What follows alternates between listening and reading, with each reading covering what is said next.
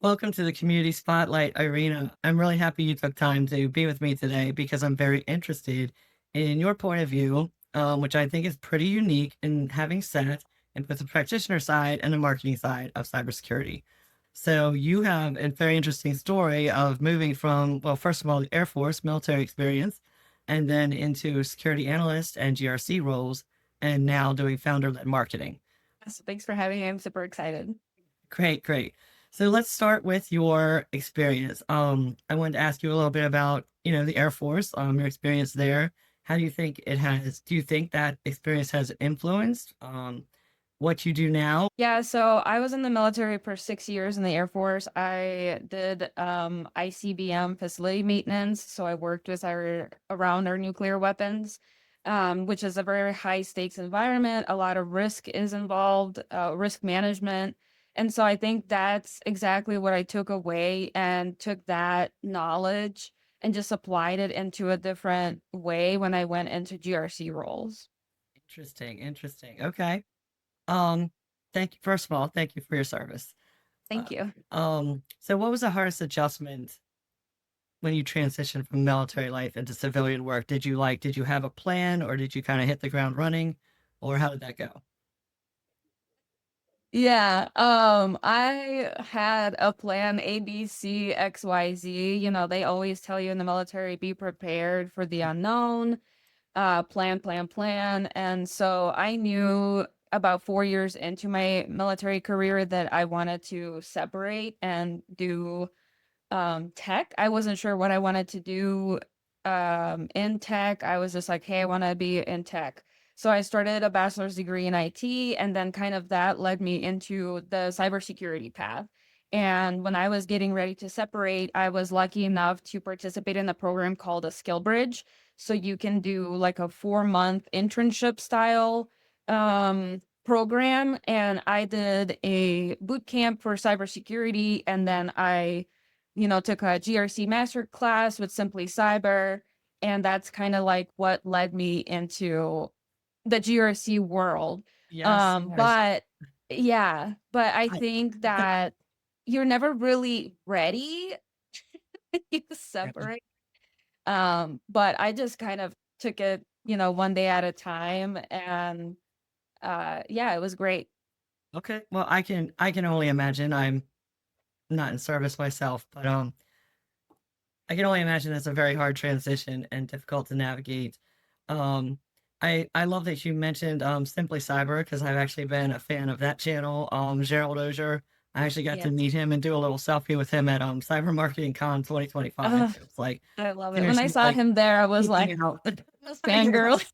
I was geeking out because when I was in school, it wasn't that long ago. I'm a midlife career changer. So I just recently graduated with a cybersecurity degree in 2022.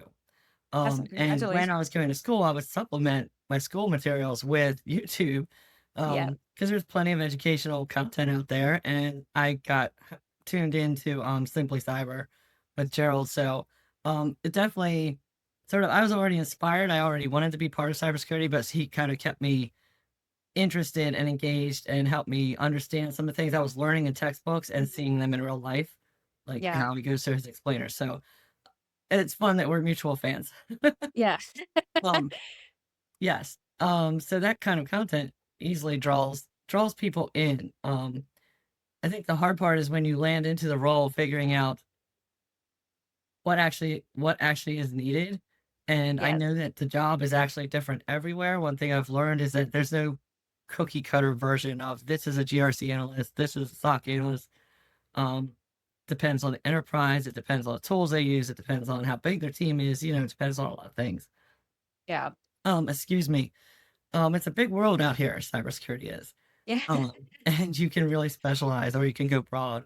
But so your GRC experience, what did you see about how security actually works and what most people outside of GRC don't understand? I honestly feel like the biggest thing is I think it depends on the company size that you end up working for. I ended up going into enterprise. So, as publicly traded companies, there's a lot more rules that you have to follow versus like if you were at a privately held company. And I think a lot of people think when you're in cybersecurity, it's, one size fits all. Like we're secure and we're secure, but the reality is it's so broad. In an enterprise environment, you have to work with other teams, right? So there's a lot of collaboration going on for audits, which Yes. are Yeah. huge. Everybody follows different frameworks, and different like rules that you have to follow, right? Some might use SOC, some might use um CIS controls, things like that. And yeah, I think that's a huge miss from people on the outside is they don't realize just how big of an environment it is and just how collaborative it has to be. We don't live in a silo, right? We've worked with other people, and when you're in an enterprise environment, you really have to think of monetary value when it comes to cybersecurity, Yeah. because at the end of the day, that's what the board is going to want to know. I want my risk in a monetary value, like how much is it going to cost our company if like a breach was to happen, right? If you're just talking in very techie language, it's gonna go right over their head, and they're Yes. just gonna be like, I don't get it. Yes. Yes. I think this is a common struggle. I work in content marketing, and social. So it's part of my job to try to figure out how to speak to the practitioners. I do believe you need to do that. They need to understand how this is going to help them day to day, but also speak to sort of the business buyer, however you qualify that, um, the board or the CEO or Yep. whoever is making the decision ultimately to make to make the business case for cybersecurity or for Yeah. your tool specifically for your solution, even your services. I think that's a tricky space. It's difficult but to be I guess an expert in both, to be an expert in business and an expert in cyber. Yeah. Like that what you're doing is very important and could save the company, a lot of heartache and a lot of money to hit the bottom line. But it can be difficult to translate that because it's not always, just like in marketing, it's difficult to prove ROI, right? We don't Yeah. always work, we do a lot of things that are for branding and just to be known and for people to see us. It doesn't necessarily lead to a lead that goes Yeah. into a sales cycle, right?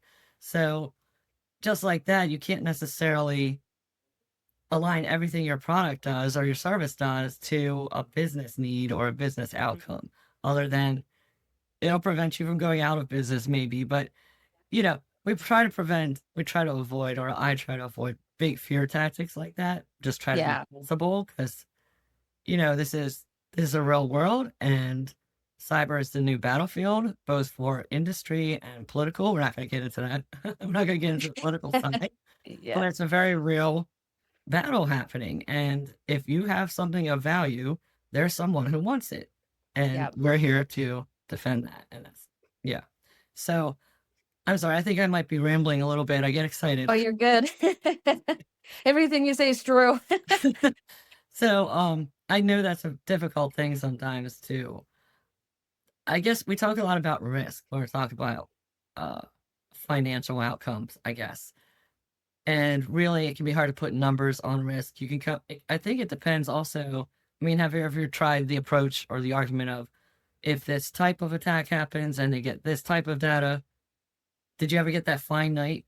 Like, if this scenario happens, here's a monetary value. If this scenario happens, here's another monetary value. Have you ever tried Yeah, breaking we it down did like that? try, right? That's very difficult as well. I think your security posture has to be very mature. And a lot of companies I feel like are getting there, right? They're working on that. I feel like quantifying the data and like where it lives and how an attacker can get to it and like what that looks like if that does happen. It can get kind of muddy and difficult to put a monetary value on it. And so I think at the end of the day, it really comes down to privacy and how that affects privacy. And depends again on the company, like what the company does, right? Like a hospital, for example, I feel like has higher risk if they have a data breach than like a mom and pop shop that, sells farm goods or something like that. Right, right. Because There a is lot, a different yes, level um of risk value, and so I feel like that can get a little bit tricky. that's true. I know there's no like patent answer for everyone. Yeah. Um, yes, hospitals have all the PII, right? But they don't have the Yeah. funding for sophisticated cybersecurity services typically. So Yeah. that's a different struggle, and education too at schools, especially public Oh, schools, usually huge. don't have. Yeah. They have plenty of it, targets to protect, meaning the students, right, Yeah. and the teachers and the staff, but they don't usually have budget. Yep. So a And lot of that's a big thing. yeah, Yeah, but really is what it comes down to, right? The budget. yes, yes, it does. And like you said, maturity, it can take a while, even an enterprise that has budget and understands the importance and wants to protect their their valuable assets, including their people, their data, their IP. They It takes a while to grow into a mature security program. You can't just I don't think you can just hire a bunch of people, throw them in a Yeah. room and be like, here you go. Like Yeah. fight it out. It doesn't really work like that. Although some people might think it does, right? And that kind of goes back to what we spoke about earlier. I feel like that's also another thing that people think, oh, we just hire a bunch of security people and then we're good to go. But the reality is it's so much more complex and it's not just, one done deal. It's a continuous effort. And the landscape is always changing and you have to keep up. And unfortunately, that's just the name of the game. It's never going to stop. Yes, exactly. That's one of the things about this field that appealed to me. I don't know about you, but the fact that Yeah. it never is going to be stagnant. It's always going to be evolving. Um, Mhm. yeah, because everything we come up with on the defense side, they come up with something on the offensive side, Yep. right? So it Exactly. just goes and goes. Um, so I'm kind of interested in learning a little bit more about the GRC role itself. I have a basic understanding of what it is. It has a lot to do with policy. Um, but how much do you do cybersecurity, or how much do you work with like the people who implement the the I guess recommendations or requirements that you set up? Yeah, so my first role in GRC was I did a lot of the end user training and education aspect of it. I helped with policy, right? But my first role, everything was already like stood up and pretty much good, and we just had to keep up, right? Right. Their posture was well established.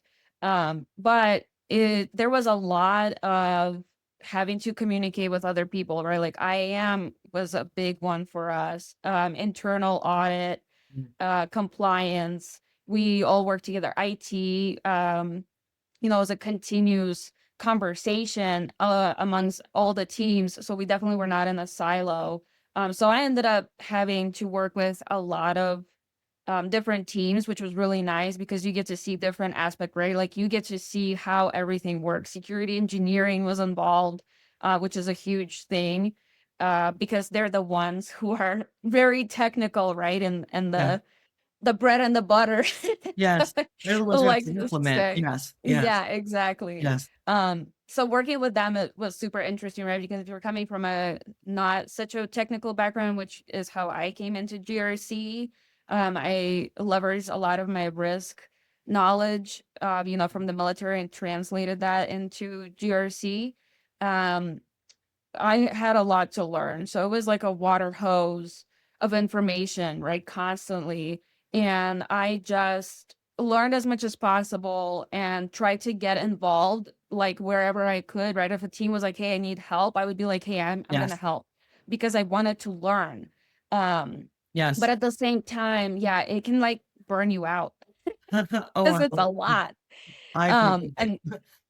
yeah, and I ended up burning out fairly quickly because of that, because it was just so much. So I took a break um at like my 11-month mark, and then I ended up joining another team as a GRC specialist.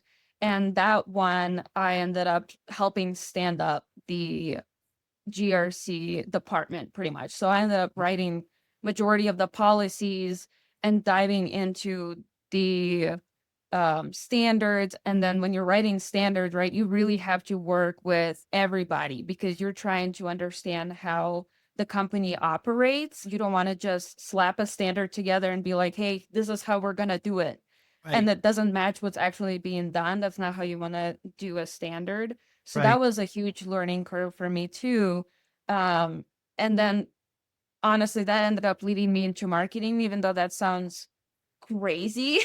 I think that's such a It doesn't. switch, right? It is. Um, yeah, but I feel like it's because when you're talking to different teams, you come to really quickly realize that, hey, not everybody is technical, and there's a huge gap of I need to be able to say all these technical things in a very plain way that anybody can understand it. And Mhm. that's how I ended up getting into marketing. Wow. No, I love Yes. that because I mean, that's the basis of it, right? Is communication, Yeah. communication with Yep. your ideal customer. Yep. Wow. Okay. No, I get that. Um, so I'm looking at your career experience on your LinkedIn profile, and it's an unstable job market, I'm gonna say Yeah. right now. It feels like that way, it sounds that way. There's enough people being laid off and sort of Yes. in tech in general, in cybersecurity, we're not immune, and it's been everything from big companies to on down. So, I'm gonna say for the past few years, it's been a pretty unstable job market and pretty unpredictable, and you've been making these career moves during all of that. So, I mean, how did that reality influence the decisions you made for going on your own? You founded your own marketing service. Yeah. Yeah. I started it as a side hustle, right? So I feel like no matter what career you're in, you should have something on the side. Obviously, do it outside of business hours so it's not affecting your work. And what ended up happening was um I ended up going full time into my business. And I feel like because I'm a veteran, right? So I have benefits. So for me, it felt like not as much of a risk to jump to do something on my own because have a constant um income from my disability. And so I was like, okay, well, I'm gonna do it. I can try it and see if it works. And if not, obviously, then I can, keep applying for jobs and stuff. And thankfully for me, it worked out. And And I was, trying to find my path in that as well, right? Because I started with a nonprofit, doing like social media management. So I volunteered to do like Boots to Books, Instagram. And thankfully the founder over there is like super nice and he was like, yeah, you can do it. And I'm still doing it because I enjoy it. And then I kind of pivoted from that into cybersecurity because I was like, well, this is what I know, this is the landscape. And I ended up landing a founder in the cyberspace. And then I attended cyber marketing con, and then everything was just like, wow, this is like home. It felt like home. Everybody was so nice. yes. I learned a lot, and then I ended up reaching out to a bunch of different people, just for advice. Yes. And that's kind of like what led me down, just niche down. And then now I work with Fastnetmon as their social media manager, part time. I just help them out, and I have been loving it. It's been amazing, and yeah, I feel like this is an awesome space. Yeah, I have to agree. I'm already here, I'm biased, but, Yeah, yeah, I think it's fantastic that you took that technical experience, decided you wanted to pivot into marketing so you can help communicate what people aren't communicating very well and reach the people, that sit in the seat you used to sit in, sometimes, depending on, what you're selling. But yeah, Um, yeah, it's really fascinating. And you sort of taken this bold step into the cyber marketing world. And as you saw going to cyber marketing con, um, there's many of us, we're yeah, a big community, but we're also a niche community. Because it's not just marketing, it's cyber marketing. And it is a bit of a different animal because it's not only that it's B2B and it's not only that it's SaaS, it's that our target market it is tough. They're tough to reach. It's a yeah, tough crowd, right? They're very cynical. They work in cybersecurity. I even have like the paranoia of somebody who works in yeah, cybersecurity. I'm worried about everything I do online. I'm worried about my child doing anything online or, yeah, there's plenty of we're very aware of everything that can go wrong. Um, and also, you're trying to reach people who are technically savvy or very business savvy and they're skeptical, frankly. They're yeah, skeptical. And they're frequently targeted by, who knows, hundreds of different vendors. Come get our thing. Our thing's the best. Yep. Um, I think it's a tough crowd. That's all I'm saying. Oh yeah, 100%. I agree. Yeah.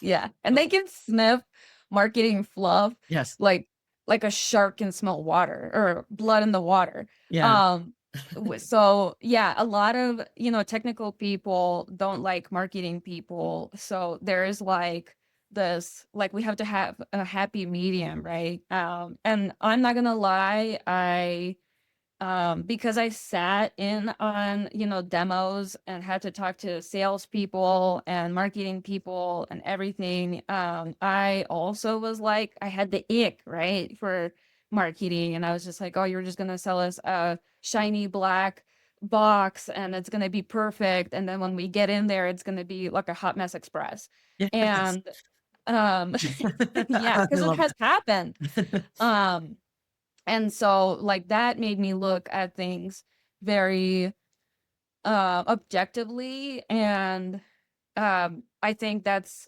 an aspect of marketing that I am very passionate about because I have the technical side that now I'm looking at how these companies, like startups especially, are going to go to market Yeah. and how they mess it up before they even have anything happening for them, which is Yeah. really sad, It is. and unfortunate that they just fumble. Right. Right. Because a hard lesson in this world is you can have the best product in the world, but if you don't reach your audience, it'll go nowhere. You can have the Yeah, best technology, the most innovative invention thing, the yeah, newest thing, the newest best thing, and it'll go nowhere if your go-to-market fails. yeah, And that ultimately comes down to, well, so many things, but it starts with your messaging and positioning, yep, and that needs to translate into how you're actually talking to your audience on social, in your email, on your blog, on your website, all the things. yeah, Um, and this, I don't want to say trend. It seems like it's a bit of a trend that now, leaders, founders are being asked to stand up and be the face of the company, especially for startups. And this is a big move, partly because LinkedIn, first of all, uh, company page reach is terrible. It's pretty yeah, terrible. So for personal pages, you get a lot more reach sort of organically, naturally. yeah, Um, but also people relate to people and people want to buy from people. So there's that whole exactly. idea, which I think is true. Yeah, Um, and I think it can be tough though, because you're also, when you're a marketer trying to help a founder do this, right? It's your job to help them come up with, okay, what am I going to talk about? What are my themes? What is my persona? What do I need to be on social yeah, media? You're not a TikToker selling lipstick, right? yeah. You're, You you're wanna be a little more professional. yeah, you be professional, but you want Yeah, to be real and you want to be relatable and you want to be all the things. yep, Um, well, I might as well just ask you, what is your approach to that, to helping founders navigate? yeah. I love this question because it is difficult, right? Because you have to have a balance. And I have seen everything from founders using like memes that are relatable, which I loved as a practitioner, right? Because when I go on their page, I'm like, haha, that's so funny because I can relate. But now that I help with founder-led marketing, I'm like, hey, you probably shouldn't put all your eggs in that basket because then you're just getting practitioners. But when a CISO comes to your page, they're gonna be like, I don't care. Yeah. So I always tell founders, and this is like my non-negotiable, is for the first 90 days when you're jumping into LinkedIn and you're going all in on founder-led marketing is experiment, see what works, see what resonates, right? You'll come up with your pillars. You want to talk about your product at least once a week. You don't have to post every single good day because that's a lot. But experiment. Don't be afraid to, be a little bit outside of the box. And because it's organic marketing, you don't have like such strict restrictions, right? Like if you were to run an ad.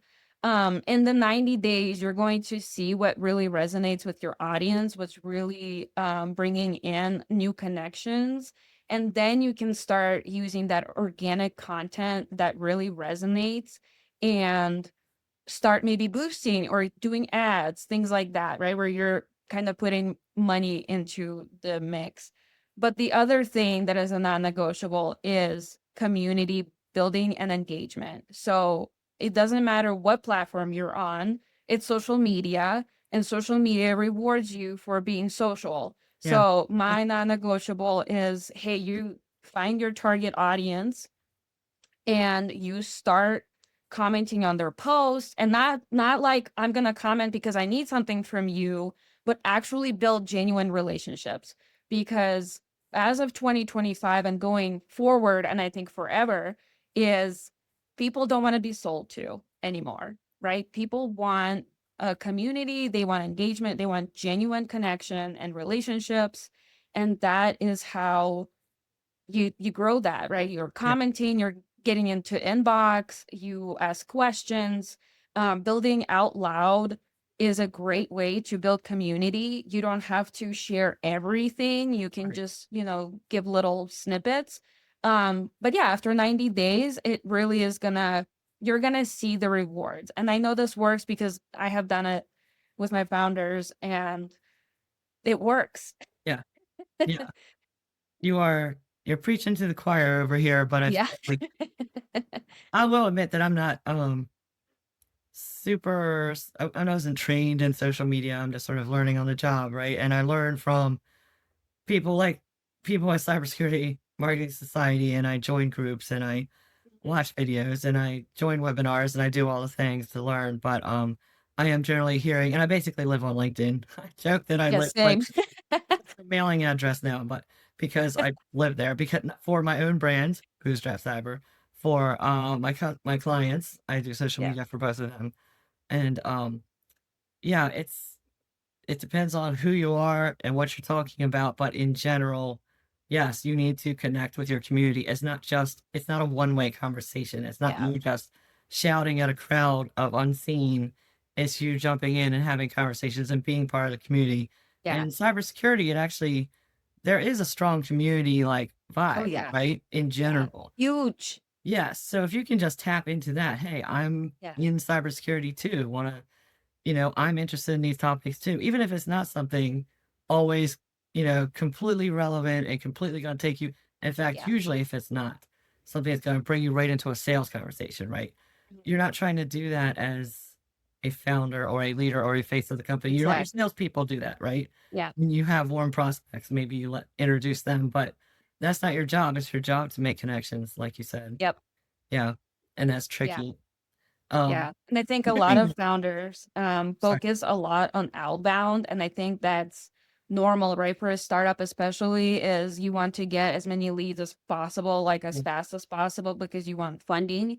Yeah. Um, but if all you're doing is outbound, you're missing so much potential from using social media. So like it just amplifies everything for you, because I bet you anything, especially in cybersecurity or a more technical field, people will go to your social media and like scope you out. Yeah, that's a Yeah. very good point. Yes, that's Yeah. true. And it builds trust. It's Yep. not just Exactly. building, building your network, but it builds trust in you and who you are as a person, what you stand for, what you don't stand for. They talk about one of the approaches is draw a line in the sand or a hill to die Yep. on, or however you want to put it, but have a point of view and share it. Maybe not, maybe less memes and more, what, this is what I'm seeing. This is what I think about it. Here it is, and just very Yeah. plain spoken, matter of fact, and just be yourself, and other people will relate to that more than, any sort of sales pitch you're gonna try to do. Yep. Yeah. Exactly. Um, so let's see, I have some questions for you. I'm looking at my questions. Um, oh, I caught you saying somewhere on LinkedIn, you said risk marketing is risk management for credibility. So Yeah. what does that mean? I feel like we kinda It's like my slogan. love that. I love that. And this kind of goes back to startups specifically fumbling their messaging before it takes off. And that comes down to they lead with futures and things like our product is XYZ and can do all this. recently it's been all the AI hype, right? So everybody is like, if we don't have AI, we're wrong, right? But then I saw a founder from a small startup in Colorado. I forget the name of it, but their founder wrote on their LinkedIn that, hey, we're not jumping on this AI hype because AI is a big deal. And we want to make sure we approach it correctly. And those are the kind of things like I just love. And as a practitioner, I look at messaging with a very like magnifying glass. I'm like, "Ooh, what are you saying?" Because you can have all the features in the world, but unless you're translating those into how it affects me, and let's say like the CISO or the practitioner and whoever you're presenting, you're gonna fumble your messaging, and that's just fact. Yeah. Yeah. I don't know how many demos I've sat in where, we were presented a product which could have been an amazing product, but it had nothing to do with me, and I would just tune out. They're like, "Our product can do this, and they can help you do this." And I was like, "But it has nothing to do with me, so, like, why do I care?" Why am I here? Why are you wasting my time? Yeah. Exactly. Yeah. So risk management for credibility too is, you know, is what I was saying about trust. Credibility, trust, basically the same thing. When you're a founder and trying to be the face of the company, you need to build trust. You need to have credibility. So if you just kind of go off doing some crazy stuff, I don't know. You can be experimental, like you said, Yeah, try different things, but maybe not go full on memes or full on, I don't know, crazy. People do some crazy like little skits yeah, on video and stuff like that. Um, you can kind of ruin your credibility up front. Like you want to be a little bit cautious, not yeah. too cautious. There's a fine line, Yeah, yeah. yeah. Like not so cautious that you become just another voice in the crowd. You need that point of view. I'll just keep Yeah, point of view, the hell your exactly. tone, whatever you want to call it. You need that, but not sensationalism, I guess. The stuff, Yes, the trait, exactly. the dog and pony show. You don't need all of it. Yep, exactly. Yeah, that can ruin your credibility up Yeah. front and the credibility of your brand along with it. So, no Yep. pressure. You really have to get that right as a founder, but hopefully you have a team that supports you in this effort, right? Because Yeah. that's another thing with founders is they're busy, right? They're Oh, yeah, very busy. 100%. They're Yeah. working a lot. And getting time with the founder I found is it's really precious and it's really important. In order if you want your team to help you build out your presence on social, you need to let them into your brain. Like, what are you thinking? What are you seeing? Give us that thought leadership goodness, right? And give us that, and we can take that and run with it and give it to the people, right? We can bring it to the people, but we need, I can't be you. I have to Yeah, need exactly. Yep. some time with you to draw out of you what is your point of view? What are we Yeah. saying? Yes, yes. And founders that do that, right, with their teams, especially as they expand, teams that collaborate really well and they keep the channel open, they are the ones that are ahead of the game, right? Because they are always talking. The communication channel is always open.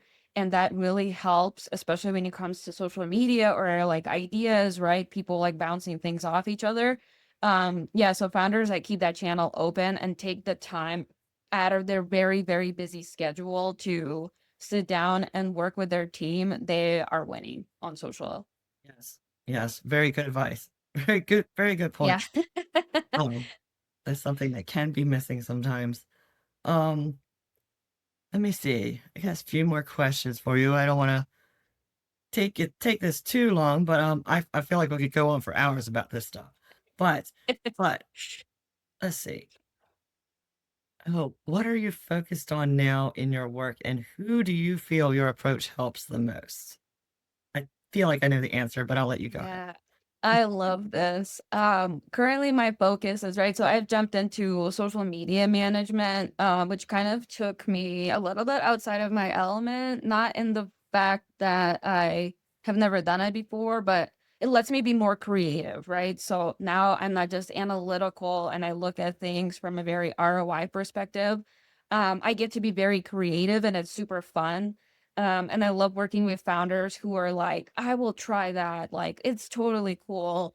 Um, And so, like, my ideal client, right, is somebody like that, a founder that is not afraid to be outside of the box, obviously with guardrails. With guardrails. Yes, yes. Yeah, we still want to manage the risk. Right. Um, but yeah, somebody that wants to grow and understands the importance of building a community and genuine relationships. I'm not for hype and for going viral. Like, I don't know how many times It'll people are like, when can we go viral? And why is this not going viral? Right? Like, it's the long game. yes. Especially when it comes to organic content. But yeah, that's what I've been up to and where I'm going, and I would like to keep going that direction. And yeah, I love it here. Awesome, awesome. I know. I feel like it's definitely this is a field where you really can grow and you can find your path and what fits you and what you're good at. And I feel like you found your thing, right? And Yeah, you're doing it. So congratulations. It's hard to do thank these you. days too. Yeah. Not everyone does that. I'll just say that. Especially Yeah, because some people will also, like when I was first coming into marketing, I asked so much advice, right? Because I was like, oh, I don't know, like where I would be better fit, coming from like my background. And a lot of people said like, hey, go to market and go into a startup and that's your lane. But because I love working in a partnership style, founders were like my thing. And I was like, I just want to work with founders and just help them. And if that leads into me working for their startup like long term, yeah. then so be it. But I really believe in like becoming a partner to them and not just somebody that's like, you should do this and this is why. I'm literally like, I become their like right hand when it comes to like LinkedIn marketing, for example. Yes, yes. That is a very smart approach, and I feel like a very valuable service too. By the way, Yes. anybody watching needs somebody, I happen to know someone right here. We can find you, right, on LinkedIn, Yeah. Irina Burke. Yep. And also there's a little side thing outside of your cybersecurity marketing world. I just wanted to mention you're also a co-host for Zero Dark Yeah. Thirsty YouTube channel. Yeah. And I wondered if you could tell us a little about what that is and what your segment is. Yeah, so Zero Dark Thirsty was created for the military community. It's everything from the E4s who talk about their time in service to education resources, military spouses, and my segment is the Boots to Boot Up. So it's veterans who turned spouses or spouses who turned veterans. And we talk all things about what that looks like, right? Because you're transitioning out of the military and then you kind of step into a different role where you're supporting somebody who is still in.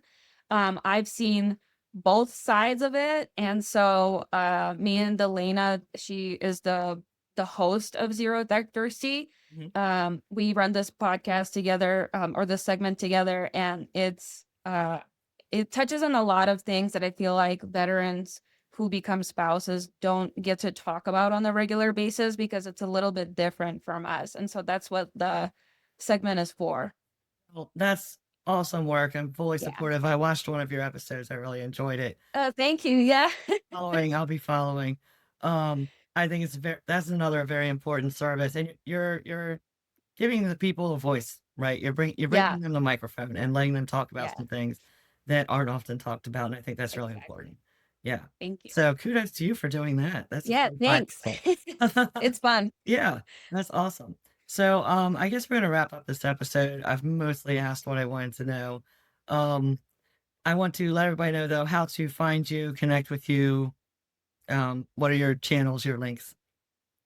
Yeah. LinkedIn is probably the best one. I live on there. Okay, yeah. Is the quickest way to find me. I'm always open to conversations and relationships, genuine relationships. Please don't pitch me.